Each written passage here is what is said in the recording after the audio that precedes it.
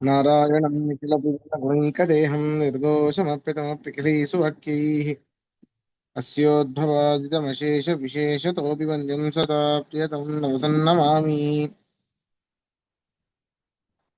कृष्णाय वासुदेवाय हरये परमात्मने प्रणतः क्लेशनाशाय गोविन्दाय नमो नमः। अभ्रमं भङ्गरहितम् अजडं विमलं सदा आनन्दतीर्थमतुलं भजे तापत्रयापहम्। पृथ्वीमण्डलमध्यस्थाः पूर्णबोधमतानुगाः वैष्णवाः विष्णुहृदयाः तान्नमस्ये कुरुन्मम। तपस्वाध्याय शुश्रूषा कृष्णपूजा ऋतुं मुनिम् विश्वेशम् इष्टदं वन्दे परिव्राट् चक्रवर्तिनम्।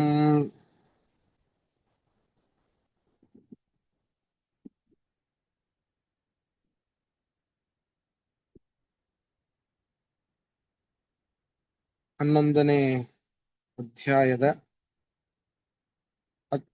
20ನೇ ಶ್ಲೋಕ ಆಗಬೇಕಿದೆ. ಹೌದಜ್ಜ. ಹಿಂದಿನ ಶ್ಲೋಕದಲ್ಲಿ ಅನಾದ್ಯ ಮಧ್ಯಂತಮನಂತ ವೀರ್ಯಂ ಅನಂತಬಾಹುಂ ಸೂರ್ಯನೇತ್ರಂ ಅನೇಕ ರೀತಿಯಾಗಿ ಇನ್ನ ರೂಪ ಎಲ್ಲಿಂದ ಶುರು ಮಾಡಬೇಕು, ಎಲ್ಲಿಂದ ಎಂಡು ಮಾಡಬೇಕು, ಆ ಪ್ರಾರಂಭ ಕೊನೆಗಳ ಮಧ್ಯದಲ್ಲಿ ಇರುವಂತಹ ಆ ಮಧ್ಯಭಾಗ ಯಾವುದು, ಯಾವುದು ಗೊತ್ತಾಗ್ತಾ ಇಲ್ಲ ಎಂಬುದಾಗಿ ಅಲ್ಲಿ ಹೇಳ್ದ ಅರ್ಜುನ. ಇನ್ನೂ ಹೇಳ್ತಾ ಇದ್ದಾನೆ.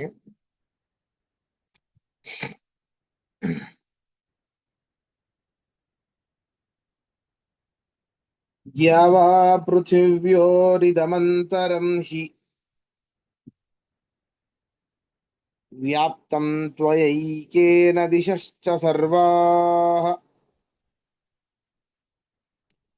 ದೃಷ್ಟ್ವಾದ್ಭುತಂ ರೂಪಮುಗ್ರಂ ತವೇದಂ ಲೋಕತ್ರಯಂ ಪ್ರವ್ಯಥಿತಂ ಮಹಾತ್ಮನ್.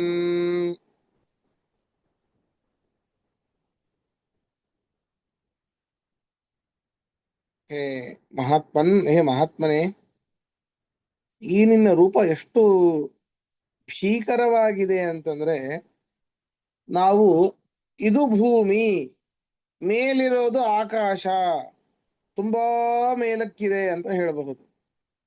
ಎಷ್ಟು ಅಂತರ ಇದೆ ನೋಡಿ, ಭೂಮಿಗೂ ಆಕಾಶಕ್ಕೂ ಎಷ್ಟು ಅಂತರ ಇದೆ, ಅಷ್ಟು ದೂರ ಇದೆ ನಮ್ಮೂರು ಅಂತ ಏನೋ ಒಂದು ಹೇಳಬಹುದು ಸಣ್ಣ ಹುಡುಗರಿಗೆ. ಹಾಗೆ ಭೂಮಿ ಆಕಾಶಗಳ ಮಧ್ಯೆ ಏನೊಂದು ಸ್ಥಳ ಇತ್ತೋ ಆ ಸ್ಥಳವೆಲ್ಲ ತುಂಬಿಟ್ಟಿದೀಯ ನೀನು, ಆ ಬ್ಲ್ಯಾಂಕ್ ಅನ್ನ ಫಿಲ್ ಮಾಡಿದೀಯ ನೀನು. ಅಂದ್ರೆ ಪರಮಾತ್ಮನ ಆ ಒಂದು ರೂಪ ಭೂಮಿ ಮತ್ತು ಆಕಾಶಕ್ಕೆ ತಾಕುವ ಹಾಗೆ ಅಷ್ಟು ಎತ್ತರವಾಗಿತ್ತು. ದ್ಯಾವಾ ಪೃಥಿವ್ಯೋರಿದಮಂತರಂ ಹಿ ವ್ಯಾಪ್ತಂ, ಸಂಪೂರ್ಣವಾಗಿ ವ್ಯಾಪ್ತವಾಗಿಬಿಟ್ಟಿದೆ. ಅಷ್ಟೇ ಅಲ್ಲ, 4 ದಿಕ್ಕುಗಳಿಗೂ ಕೂಡ ವ್ಯಾಪ್ತವಾಗಿದೆ. ತ್ವಯೈಕೇನ ದಿಶಶ್ಚ ಸರ್ವಾಹ, ಸರ್ವಾಹ ದಿಶಃ, ಎಲ್ಲ ದಿಕ್ಕುಗಳಲ್ಲೂ ಕೂಡ ಈ ನಿನ್ನ ಒಂದೇ ರೂಪ ಸಂಪೂರ್ಣವಾಗಿ ವ್ಯಾಪ್ತವಾಗಿದೆ. ಹೇಗೆ ನೋಡ್ಲಿಕ್ಕೆ ಸಾಧ್ಯ? ಎಲ್ಲಂತ ನೋಡ್ತೀರಿ, ಅದಕ್ಕೆ ಮತ್ತೆ ಯಾವುದು ಆರಂಭ, ಯಾವುದು ಅಂತ್ಯ, ಯಾವುದು ಮಧ್ಯ ಅನ್ನೋದೇ ಗೊತ್ತಾಗ್ತಾ ಇಲ್ಲ. ಮೇಲೆ ನೋಡ್ತೀಯೋ ಇನ್ನು ಮೇಲೆ ಹೋಗ್ತಾನೇ ಇದೆ ರೂಪ, ಕೆಳಗೆ ನೋಡ್ತೀಯೋ ಇನ್ನು ಕೆಳಗಿದ್ದೇ ಇದೆ. ಎಲ್ಲ ದಿಕ್ಕುಗಳಲ್ಲಿ ನೋಡಿದರೂ ಎಲ್ಲ ದಿಕ್ಕುಗಳಲ್ಲೂ ಇದ್ದಾನೆ ಪರಮಾತ್ಮ. ನೋಡಿ, ವಿಚಾರ ಮಾಡಿ, ನಮ್ಮ ಮುಂದೆ ನಾವು ಪರಮಾತ್ಮನ ಮುಂದೆ ಇದ್ದೇವೆ ಅಂತ ತಿಳ್ಕೊಳ್ಳಿ. ಪರಮಾತ್ಮನ ನಾವು ಮುಂದೆ ಇದ್ದಾಗ ನಾವು ಪೂರ್ವಾಭಿಮುಖವಾಗಿ ಇದ್ರೆ ಪರಮಾತ್ಮ ಪಶ್ಚಿಮಾಭಿಮುಖವಾಗಿ ಇರ್ತಾನೆ. ನಾವು ಅವನ ನೋಡಬಹುದು ಮೂರ್ತಿಗಳಲ್ಲಿ, ಹೇಳ್ತಾ ಇದ್ದೇನೆ ನಾನು. ಆದ್ರೆ ಇದು ವಿಶ್ವರೂಪ, ಅದಕ್ಕೆ ಹೇಳ್ತಾ ಇದ್ದಾರೆ ವಿಶ್ವರೂಪ ಅಂತ ಕರೆದಿದ್ದೇ ಅದಕ್ಕೆ. ಸಕಲ ವಿಶ್ವವನ್ನೇ ವ್ಯಾಪಿಸಿದೆ, 4 ದಿಕ್ಕುಗಳನ್ನು ವ್ಯಾಪಿಸಿದೆ. ಎಲ್ಲಂತ ನೋಡ್ತೀರಿ ನೀವು. ನಾವು ಪೂರ್ವಾಭಿಮುಖವಾಗಿ ನಿಂತಾಗ ನಮಗೆ ಪಶ್ಚಿಮಾಭಿಮುಖವಾಗಿ ಕಾಣಿಸುವಂಥದ್ದು ಯಾವ್ಯಾವ ವಸ್ತುಗಳಿದೆಯೋ ಪಶ್ಚಿಮಕ್ಕೆ ಇರುವಂತಹ ವಸ್ತುಗಳು, ಅಥವಾ ಪಶ್ಚಿಮಕ್ಕೆ ಮುಖ ಮಾಡಿ ಇರುವಂತಹ ವಸ್ತುಗಳು ನಮಗೆ ಕಾಣುತ್ತೆ. ಪರಮಾತ್ಮನ ಎಲ್ಲಂತ ನೋಡ್ತೀರಿ?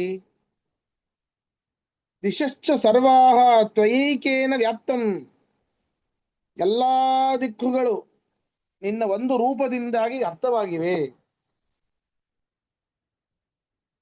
ಎಲ್ಲರೂ ಕೂಡ ಈ ಒಂದು ಉಗ್ರವಾದ, ಅದ್ಭುತವಾದ ರೋ ಈ ಒಂದು ರೂಪವನ್ನ ಯಾರ್ಯಾರು ನೋಡ್ತಾ ಇದ್ದಾರೆ? ಲೋಕತ್ರಯಂ, ಮೂರು ಲೋಕದಲ್ಲಿ ಇರುವಂತಹ ಬಹಳ ಭಕ್ತರು ಭಯಗೊಂಡಿದ್ದಾರೆ. ಬರೀ ಭಕ್ತರು ಅಂತಲ್ಲ, ಆ ರೂಪವನ್ನ ಮನಸ್ಸಿನಿಂದ ಅನುಸಂಧಾನ ಮಾಡಿ ಭಕ್ತರೂ ಕೂಡ ವಿಚಾರ ಮಾಡಿ.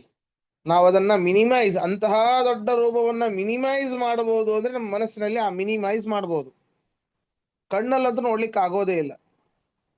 ಸ್ವಲ್ಪ ಬೇಕಾದ್ರೆ ನಿಮ್ಮ ಕೈಯನ್ನೇ ಸ್ವಲ್ಪ ದೂರ ಹಿಡಿರಿ, ಅವಾಗ ಚೆನ್ನಾಗಿ ಕಾಣುತ್ತೆ. ತುಂಬಾ ಕಣ್ಣಿನ ಹತ್ತಿರವಾಗಿ ತಂದು ಬಿಟ್ರೆ ಆ ಕೈಯೂ ಕಾಣೋದಿಲ್ಲ, ಕಣ್ಣು ಮುಚ್ಚಿ ಹೋಗುತ್ತೆ. ಹಾಗಿದೆ ಪರಮಾತ್ಮನ ರೂಪ,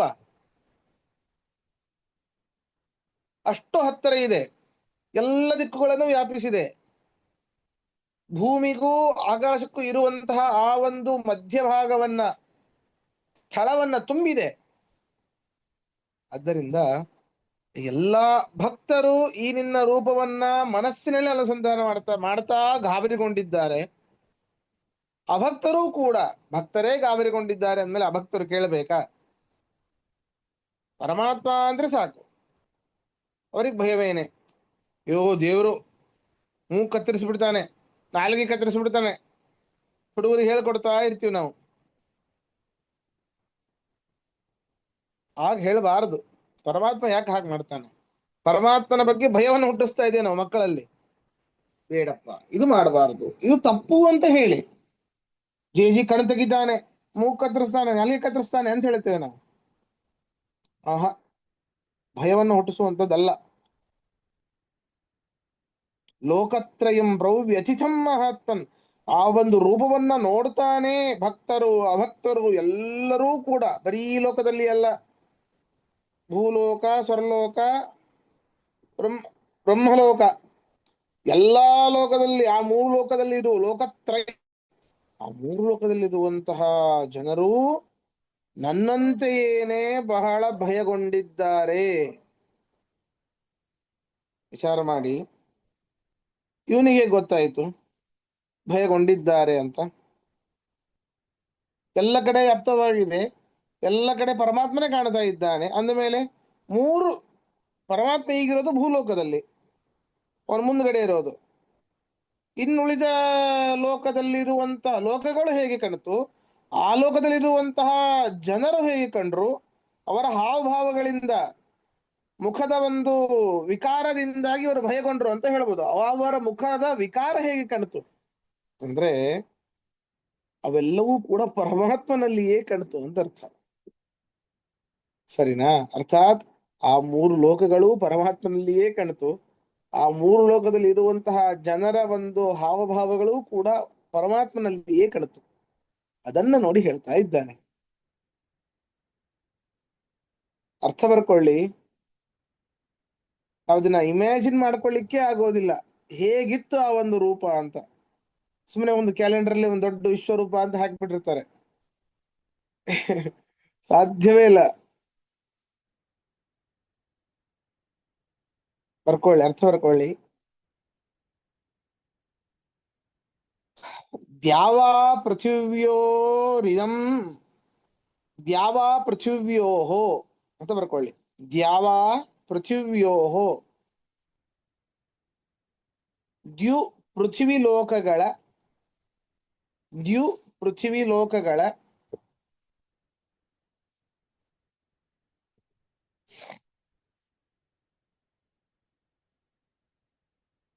ದ್ಯು ಪೃಥ್ವಿ ಲೋಕಗಳ ಇದಂ ಅಂತರಂ, ಇದಂ ಅಂತರಂ, ಈ ಒಂದು ಅಂತರವನ್ನು ಅಂದ್ರೆ ಈ ನಡುಭಾಗವನ್ನು, ಈ ನಡುಭಾಗವನ್ನು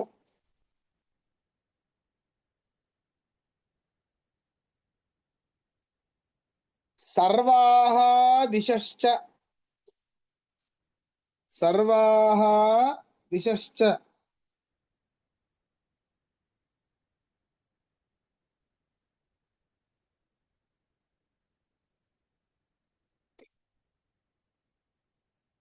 ಸ್ವಲ್ಪ ಶೈಲಾ ಅವರಿಗೆ ಲಿಂಕ್ ಒಂದು ಕಳಿಸ್ತೀರಾ? ಕೇಳ್ತಾ ಇದ್ದಾರೆ ಪಾಪ. ಕಳಿಸ್ತೀನಿ. ಹ.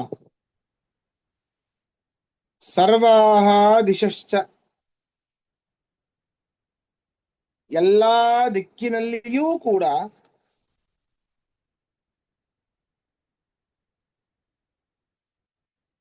ಎಲ್ಲಾ ದಿಕ್ಕಿನಲ್ಲಿಯೂ ಕೂಡ ತ್ವಯೈಕೇನ ಈ ಒಂದು ರೂಪದಿಂದ ಈ ನಿನ್ನ ಒಂದು ರೂಪದಿಂದ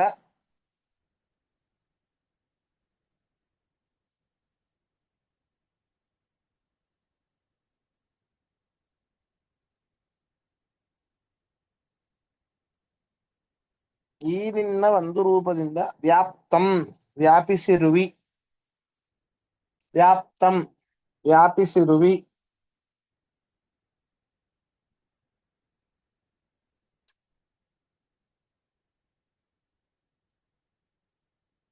ಮಹಾತ್ಮನ್ ಎಲೈ ಮಹಾತ್ಮನೇ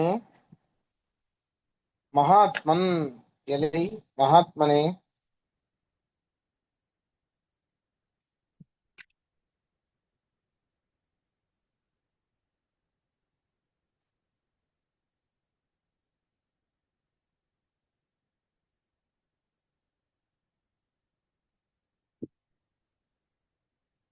ತವೇದಂ ಈ ನಿನ್ನ ತವೇದಂ ಈ ನಿನ್ನ ಅದ್ಭುತಂ ಅದ್ಭುತವಾದ ಅದ್ಭುತಂ ಅದ್ಭುತವಾದ ಉಗ್ರಂ ಭಯಂಕರವಾದ ಉಗ್ರಂ ಭಯಂಕರವಾದ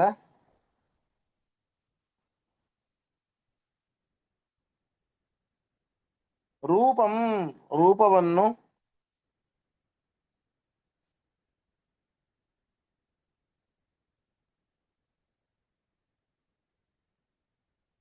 ರೂಪಂ ರೂಪವನ್ನು ದೃಷ್ಟ್ವಾ ನೋಡಿ ದೃಷ್ಟ್ವಾ ನೋಡಿ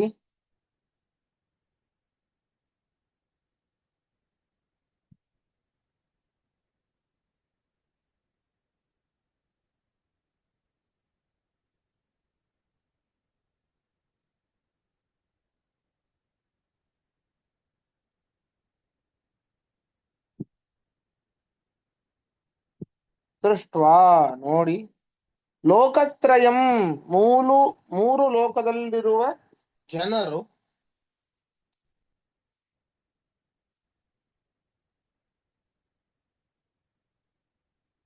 ಮೂರು ಲೋಕದಲ್ಲಿರುವ ಜನರು ಪ್ರವ್ಯಥಿತಂ ಬಹಳ ಭಯಗೊಂಡಿರುವರು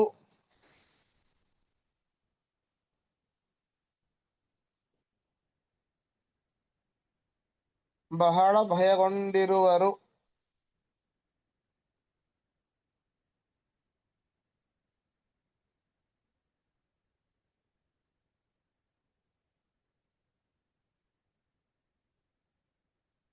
ಪ್ರಶ್ನೆ ಇದ್ರೆ ಕೇಳಿ.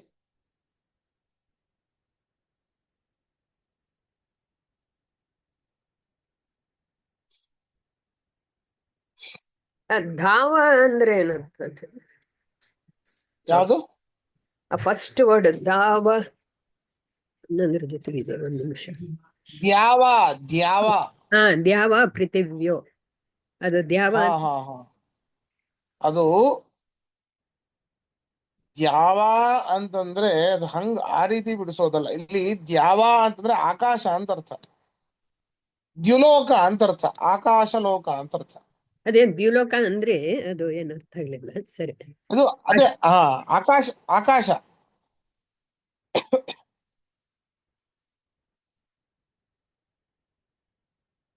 ದ್ಯು ಲೋಕ ಅಂತ ಕರಿತೇವೆ. ದ್ಯು ಅಂದ್ರೆ ಬೆಳಕು ಅಂತ ಅರ್ಥ. ದ್ಯುತಿ, ಬೆಳಕಿರುವಂತಹ ಸ್ಥಳ ಆಕಾಶ.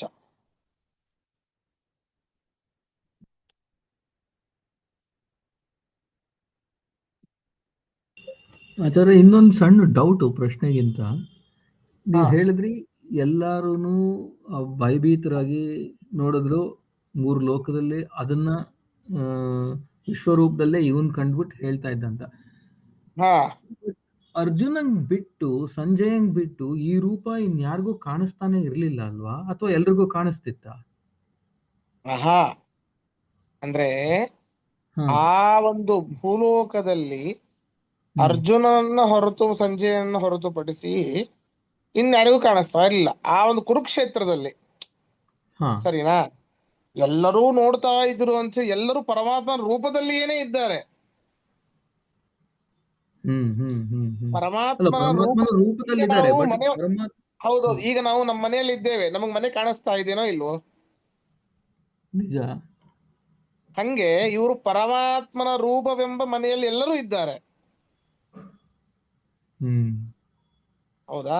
ಅವರೆಲ್ಲರೂ ನೋಡ್ತಾನೆ ಇದ್ದಾರೆ. ಅವರೆಲ್ಲರೂ ನೋಡಿ ಭಯಗೊಂಡಿದ್ದಾರೆ ಅಂತ ಅರ್ಜುನ್ ಹೇಳ್ತಾ ಇದ್ದಾನೆ. ಆ ರೀತಿ ಅಂದ್ರು ಈ ಅವ್ರಿಗೂ ಆ ಆ ಈ ಅನುಭವ ಆಗ್ತಾ ಮಹಾಭಾರತದಲ್ಲಿ ಇದೆ. ಬರುವಂತಹ ಈ ಮಹಾಭಾರತದಲ್ಲಿ ಬರುವಂತಹ ಪಾತ್ರಗಳ ಪರಿಚಯ ಏನಿದೆ, ಹ್ಮ್ ಅವರಲ್ಲಿ ಇಬ್ಬರಿಗೆ ಮಾತ್ರ ಕಂಡಿದ್ದು, ಇನ್ಯಾರಿಗೂ ಕಂಡಿಲ್ಲ. ಹ್ಮ್ ಹ್ಮ್ ಸರಿನಾ? ಸರಿ. ಈ ಅವ್ರು ಪಾತ್ರಗಳನ್ನ ಹೊರತುಪಡಿಸಿ ಇನ್ನೆಲ್ಲರಿಗೂ ಕಾಣ್ತಾ ಇದೆ, ದೇವತೆಗಳಿಗೆಲ್ಲ. ಹಾ, ಅರ್ಥ ಆಯ್ತು. ಸರಿನಾ? ಅರ್ಥ ಆಯ್ತು, ಅರ್ಥ ಆಯ್ತು. ಹಾ ಹಾಗೆ. ಅಂದ್ರೆ ಭಗವಂತನ ಒಳಗೆ ಇದ್ದೀವಿ ಎಲ್ರು ಹಾ ಹಾಗೆ. ಹಾ ಎಲ್ರಿಗೂ ಆ ಅನುಭವನೂ ಆಗ್ತಾ ಈಶಾವಾಸ್ಯಂ ಇದೆ. ಇದಂ ಸರಿ ಸರ್ವಂ. ಹಾಗೆ ಸರಿ ಆಚಾರ್ಯ. ನೋಡಿ ಮುಂದೆ ಹೇಳ್ತಾರೆ, ಅಚ್ಚರಿಗಳಿಂದ ನೋಡ್ತಾ ಇದ್ದಾರೆ ನಿನ್ನನ್ನ ಎಲ್ಲರೂ ಅಂತ ಅರ್ಜುನ ಹೇಳ್ತಾ ಇದ್ದಾನೆ. ಯಾರ್ಯಾರು ಏನೇನು ಮಾಡಿದ್ರು. ಅಮಿ ಹಿತ್ವಾ ಸುರ ಸಂಘಾ ವಿಶಂತಿ.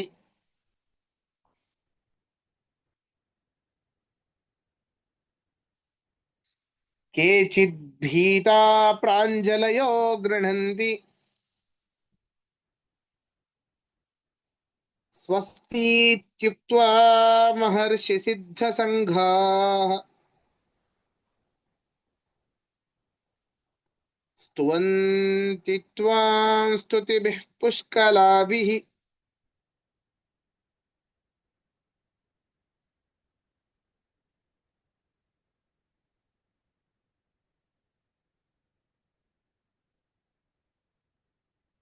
ನೋಡಿ, ಮುಕ್ತರಾದ ದೇವತೆಗಳ ವರ್ಗಗಳು ಅಂತ ಏನಿವೆ, ಅವುಗಳು ನಿನ್ನನ್ನ ಪ್ರವೇಶ ಮಾಡ್ತಾ ಇವೆ.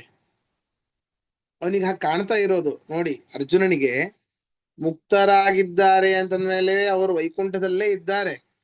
ವೈಕುಂಠದಲ್ಲಿ ಇದ್ದವರು ಇಂತಹ ರೂಪವನ್ನು ನೋಡಿ ಅದಕ್ಕಿಂತ ಇದೇ ಅದ್ಭುತವಾಗಿದೆ ಅಂತ ಹೇಳಿ ಅಲ್ಲಿರುವಂತಹ ಮುಕ್ತರಾದ ದೇವತೆಗಳ ವರ್ಗ ಈ ಒಂದು ನಿನ್ನ ರೂಪದಲ್ಲಿ ಪ್ರವೇಶ ಮಾಡ್ತಾ ಇವೆ. ಇದನ್ನ ಹೇಳೋದೇ ತಪ್ಪು. ಯಾಕೆ ಅಂದ್ರೆ ಪರಮಾತ್ಮ ಈ ಒಂದು ರೂಪದಿಂದ ಎಲ್ಲ ಕಡೆಯಲ್ಲೂ ವ್ಯಾಪ್ತನಾಗಿದ್ದಾನೆ ಅಂದ್ಮೇಲೆ ವೈಕುಂಠದಲ್ಲೂ ವ್ಯಾಪ್ತನಾಗಿದ್ದಾನೆ. ಸುಮ್ಮನೆ ಆನಿಮೇಷನ್ ಮಾಡ್ತಾ ಇದ್ದಾರೆ ಅಷ್ಟೇ ಇದೆಲ್ಲ. ಸರಿನಾ? ಈಗ ಟಾಮ್ ಅಂಡ್ ಜೆರಿಯಲ್ಲಿ ಈ ಕಡೆ ಕಿವಿಯಿಂದ ಹೋಗಿ ಆ ಕಡೆ ಕಿವಿಯಿಂದ ಬರುತ್ತೆ, ಬರ್ಲಿಕ್ಕೆ ಸಾಧ್ಯನಾ? ಜೆರ್ರಿ ಎದ್ರ ಕಿವಿಯಿಂದ ಹೋಗಿ ಈ ಕಡೆ ಕಿವಿಯಿಂದ ಬರುತ್ತೆ. ಹಾಗೆ ಪರಮಾತ್ಮ ಎಲ್ಲ ಕಡೆಯಲ್ಲೂ ವ್ಯಾಪ್ತನಾಗಿದ್ದಾನೆ. ಆದರೆ ಅಲ್ಲಿ ದೇವತೆಗಳು, ವೈಕುಂಠದಲ್ಲೂ ಇದ್ದಾನೆ ಪರಮಾತ್ಮ. ಆ ಮುಕ್ತರಾದ ದೇವತೆಗಳ ಸಂಘ ಇನ್ನೊಮ್ಮೆ ಪರಮಾತ್ಮನಲ್ಲಿ ಪ್ರವೇಶ ಮಾಡ್ತಾ ಇದ್ದಾರೆ ಅಷ್ಟೇ. ಮುಂಚೆನೇ ಇದ್ದಾರೆ, ಎಲ್ಲ ಕಡೆಯಲ್ಲೂ ಪರಮಾತ್ಮ ವ್ಯಾಪ್ತನಾಗಿದ್ದಾನೆ ಅಂದ್ಮೇಲೆ ಅವರು ಪರಮಾತ್ಮನಲ್ಲಿಯೇ ಇದ್ದಾರೆ. ಇನ್ನೊಮ್ಮೆ ಅವನಲ್ಲಿ ಸೇರುವ ಹಾಗೆ ಇವನಿಗೆ ಕಾಣಿಸ್ತಾ ಇದೆ. ಇನ್ ಕೆಲವರು ಕೇಚಿತ್ ಭೀತ ಪ್ರಾಂಜಲಿಯೋ ಗೃಣಂತಿ. ಅವನ ಒಳಗಿರುವಂತಹ ಇನ್ನು ಕೆಲವರೇ ಸರಿನಾ? ಅವರು ಆ ರೂಪವನ್ನೇ ನೋಡಿ ಭಯಗೊಂಡವರಾಗಿ ಅಂಜಲಿಬದ್ಧರಾಗಿ ಸ್ತೋತ್ರ ಮಾಡ್ತಾ ಇದ್ದಾರೆ. ಎರಡೂ ಕೈಗಳನ್ನ ಜೋಡಿಸಿ ನಾರಾಯಣ ಕೃಷ್ಣ ಎಂಬುದಾಗಿ ಅನೇಕ ಸ್ತೋತ್ರಗಳನ್ನ ಮಾಡ್ತಾ ಇದ್ದಾರೆ. ಮಹರ್ಷಿಗಳು, ಸಾಧು ಸಂತರು ಏನು ಮಾಡಿದ್ರು? ಆ ಮಹರ್ಷಿಗಳ ಸಮೂಹ, ಸಿದ್ಧರ ಸಮೂಹ ಸ್ವಸ್ತಿ ಜಗತ್ತಿಗೆ ಮಂಗಳವಾಗಲಿ ಎಂಬುವಂತಹ ಅನೇಕ ಗುಣಗಳಿಂದ, ಪರಮಾತ್ಮನ ಗುಣಗಳಿಂದ ತುಂಬಿರುವಂತಹ ಅನೇಕ ಸ್ತೋತ್ರಗಳಿಂದ ಪರಮಾತ್ಮನನ್ನ ಸ್ತೋತ್ರ ಮಾಡ್ತಾ ಇದ್ದಾರೆ, ಸ್ತುತಿ ಮಾಡ್ತಾ ಇದ್ದಾರೆ. ಪುಷ್ಕಲಾಭಿಹಿ ಸ್ತುತಿಭಿಹಿ ತ್ವಾಂ ಸ್ತುವಂತಿ. ಈ ಮಹರ್ಷಿ ಸಿದ್ಧ ಸಂಘರು ಜಗತ್ತಿಗೆ ಮಂಗಳಕರವಾಗಲಿ, ಸರ್ವೇ ಜನಾ ಸುಖಿನೋ ಭವಂತು, ಸರ್ವೇ ಭವಂತು ಸುಖಿನಃ, ಸರ್ವೇ ಸಂತು ನಿರಾಮಯಾಃ, ಸರ್ವೇ ಭದ್ರಾಣಿ ಪಶ್ಯಂತು, ಮಾ ಕಶ್ಚಿತ್ ದುಃಖ ಭಾಗ್ ಭವೇತ್. ಯಾಕೆ? ಪರಮಾತ್ಮನ ಇಂತಹ ರೂಪ ಇರೋದ್ರಿಂದ ಅಂತ. ಯಾಕೆ ಹೆದರ್ತೀರಾ? ಪರಮಾತ್ಮನನ್ನು ನಂಬಿ.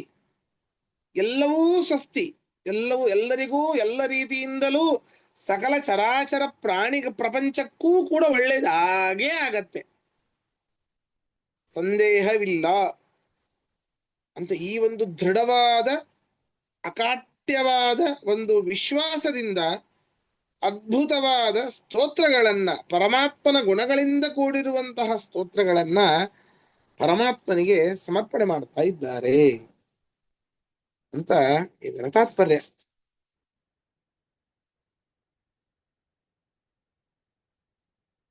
ಅರ್ಥ ಬರ್ಕೊಳ್ಳಿ.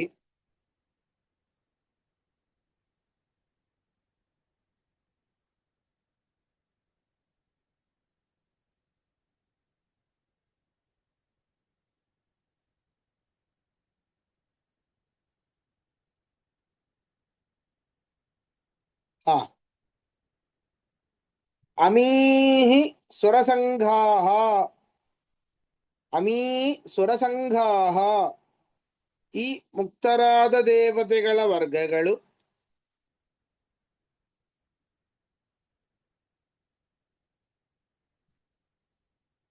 ತ್ವಾ ನಿನ್ನನ್ನು, ತ್ವಾ ನಿನ್ನನ್ನು, ವಿಶಂತೀಹಿ ಪ್ರವೇಶಿಸುತ್ತಿರುವರಷ್ಟೇ, ವಿಶಂತೀಹಿ ವಿಶಂತಿಹಿ ಪ್ರವೇಶಿಸುತ್ತಿರುವರಷ್ಟೇ,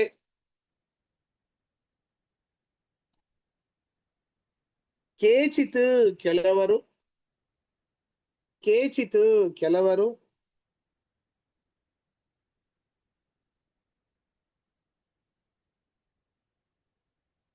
ಭೀತಾಹ ಅಂಜಲಿಬದ್ಧರಾಗಿ, ಭೀತಾ ಅನಿಶ ಕ್ಷಮಿಸಿ, ಭೀತಾಹ ಹೆದರಿದವರಾಗಿ, ಭೀತಾಹ ಹೆದರಿದವರಾಗಿ,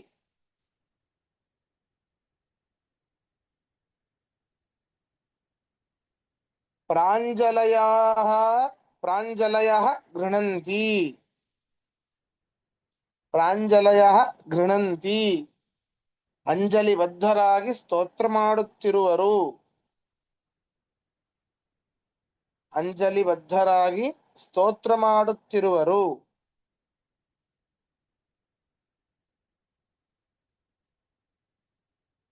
ಮಹರ್ಷಿ ಸಿದ್ಧ ಸಂಘಾಹ,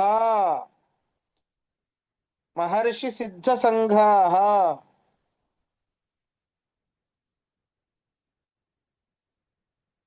ಮಹರ್ಷಿಗಳ ಸಿದ್ಧರ ಸಮೂಹಗಳು,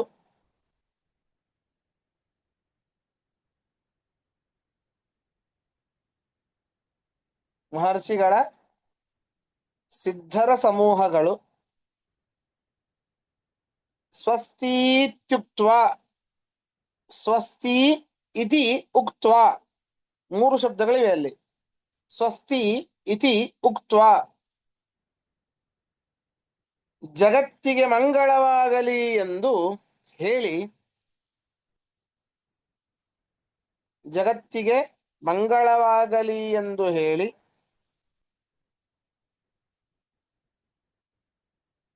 ಪುಷ್ಕಲಾಭಿಃ ಸ್ತುತಿಭಿಃ ಪುಷ್ಕಲಾಭಿಃ ಸ್ತುತಿಭಿಃ ನಿನ್ನ ಗುಣಗಳಿಂದ ತುಂಬಿರುವ ಸ್ತೋತ್ರಗಳಿಂದ ನಿನ್ನ ಗುಣಗಳಿಂದ ತುಂಬಿರುವ ಸ್ತೋತ್ರಗಳಿಂದ ನಿನ್ನ ಗುಣಗಳಿಂದ ತುಂಬಿರುವ ಸ್ತೋತ್ರಗಳಿಂದ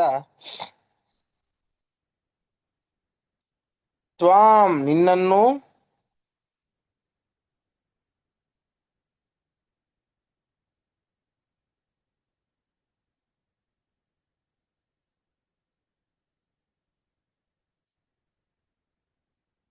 ತ್ವಾಂ ನಿನ್ನನ್ನು ಸ್ತುವಂತಿ ಸ್ತೋತ್ರ ಮಾಡುತ್ತಿರುವರು ಸ್ತುವಂತಿ ಸ್ತೋತ್ರ ಮಾಡುತ್ತಿರುವರು. ಇಷ್ಟು ಡೀಟೇಲ್ ಆಗಿ ಕಾಣಿಸಿದ್ದು ಯಾಕೆ ಅರ್ಜುನನಿಗೆ ಅಂದ್ರೆ ಪರಮಾತ್ಮ ಕೊಟ್ಟಿರುವಂತಹ ಒಂದು ಶಕ್ತಿ. ದಿವ್ಯಂ ದದಾಮಿ ತೇ ಚಕ್ಷುಃ ಪಶ್ಯಮೇ ರೂಪಮೈಶ್ವರಂ ಕೃಷ್ಣ ಹೇಳಿದ್ದ. ನಿನ್ನ ಕಣ್ಣಿಗೆ ನಾನು ಶಕ್ತಿಯನ್ನ ಕೊಡ್ತೇನೆ, ಅದರಿಂದ ಮಾತ್ರ ನೋಡ್ಲಿಕ್ಕೆ ಸಾಧ್ಯ. ಆದ್ದರಿಂದಾಗಿ ಇಷ್ಟು ಡೀಟೇಲ್ ಆಗಿ ಹೇಳ್ತಾ ಇದ್ದಾನ ಅವನು.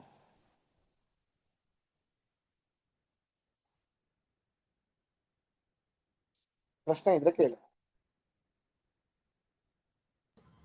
ಅದರಿಂದ ನಮಗೂ ಎಲ್ಲ ಇಮ್ಯಾಜಿನ್ ಅಟ್ಲೀಸ್ಟ್ ಮಾಡ್ಕೊಳ್ಳೋಂಗ ಆಗತ್ತೆ. ಅವನು ಯಾವ ಯಾವ ಅವಯವಗಳಲ್ಲಿ ಅಂದ್ರ ಪರಮಾತ್ಮನ ಯಾವ ಯಾವ ಅಂಗಗಳಲ್ಲಿ ಎಂತಿಂತ ದೇವರನ್ನ ನೋಡ್ದ ಅಂತ ಹೇಳಿಲ್ಲ. ನಾವು ಏನೋ ಒಂದು ಇಮ್ಯಾಜಿನ್ ಮಾಡ್ಕೊಳ್ಬೇಕಷ್ಟೇ, ಎಲ್ಲೆಲ್ಲೋ ಇದ್ರಪ್ಪ ಅಂತ ನಾವು ಇಮ್ಯಾಜಿನ್ ಮಾಡ್ಕೋಬೇಕು. ಅಟ್ಲೀಸ್ಟ್ ಇಷ್ಟು ಸಿಕ್ತು. ಎಷ್ಟು ಸಿಕ್ತು.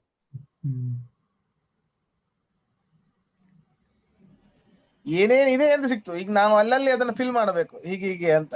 ಎಲ್ಲಿ ಮಾಡಿದ್ರೆ ಏನು, ಪರಮಾತ್ಮ ಎಲ್ಲವೂ ಕೂಡ ಮಂಗಳಕರವೇ ಅವಯವಗಳು. ನಿಜ. ಸರಿ, ಹಾಗಾದ್ರೆ ಒಂದೊಂದು ಕ್ವಶನ್. ಎಲ್ಲ ನಾವು 14 ಲೋಕ ಇದೆ ಅಂತೆಲ್ಲ ಹೇಳ್ತೀವಿ, ಬಟ್ ಎಲ್ಲಾ ಕಡೆ ನಾವು 3 ಲೋಕದಷ್ಟೇ ಹೇಳ್ತಾರ.